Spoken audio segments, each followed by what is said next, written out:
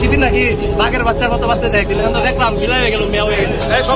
ছাত্রলীগ এরকম করছিল, শেষ পরিণতি কি হয়েছে তোমরাও জানো, সবাই জানে, সারা বাংলাদেশ জানে। বিড়াল নাকি বাঘ সেটা সময় হলেই বুঝতে পারবা। একটু অপেক্ষা করো, একটু ধৈর্য ধরো।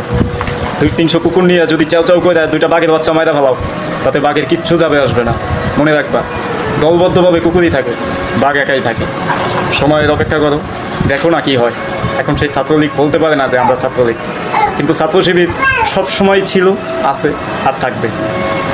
কালের বিবর্তনে তোমরাও পরিবর্তন হও।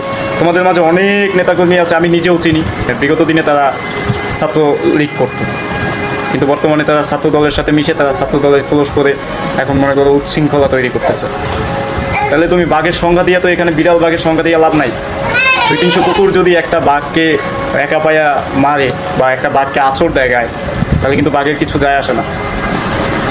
ঠিক আছে?